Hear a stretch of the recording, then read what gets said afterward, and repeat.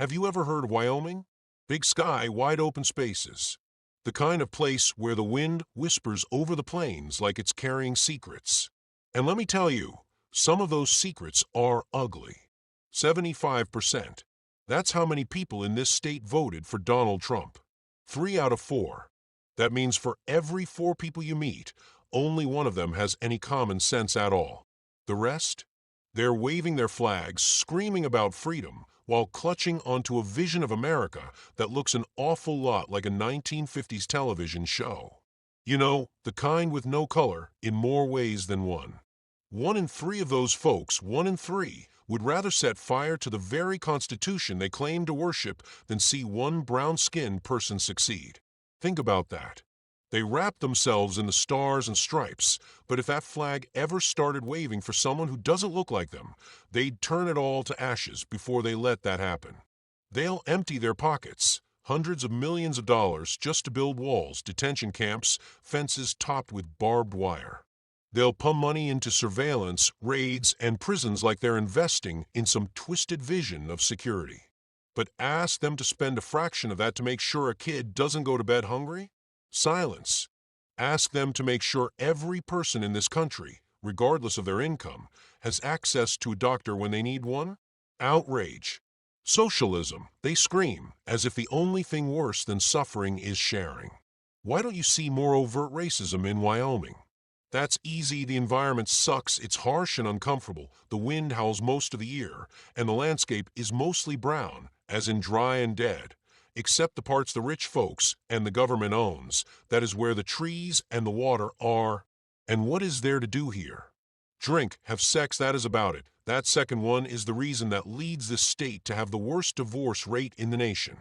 Most of the minorities that come here leave for the reasons above, and the ones below, they are just too smart to hang out here long, so no need to call them names and such. And while they're all too busy chanting about making America great again, guess who actually owns this land? Not them.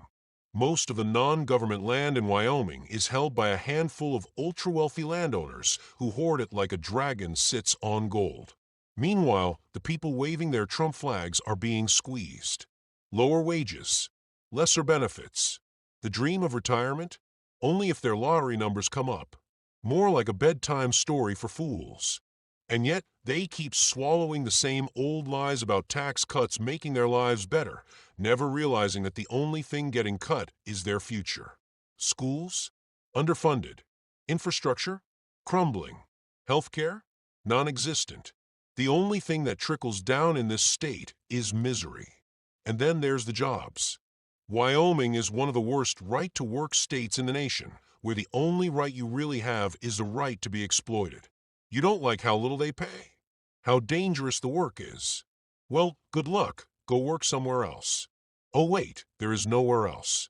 All the jobs are the same, and they all serve the same masters. You don't want to take it? Well, then you've got the right to work somewhere else. Spoken with all the sarcasm in the world, because we both know there is nowhere else except to leave the state. And for what? So they can poison their own air and water? So they can rip every last mineral and ounce of energy out of the ground just to chase jobs that pay less and less with fewer benefits every year? They are willing to sacrifice everything, their land, their health, their children's futures, for an industry that sees them as nothing more than disposable labor. You see, it's not about fiscal responsibility. It's not about patriotism. It's about control. Control over their workers. Control over their wages. Control over their very survival. And the goal of that control? To kill them. Not all at once, no. That would be too obvious. But slowly, methodically, by stripping away their health care, their financial security, their dignity. By poisoning their water, their air, their hope. By making sure they are too exhausted, too beaten down to ever fight back. And let's not forget the enablers. Those 1 in 3 Trump supporters who spin conspiracy theories, drape themselves on the cross while spitting hate, and claim to be Christian as they incite riots and feed the fire of division. They revel in chaos, amplify the misery, and then turn around and blame the very people they've oppressed. But justice? Justice has a long memory. their sins will be visited upon them 7 times worse. And when the rich fall, and they will fall, right alongside the broken system they propped up.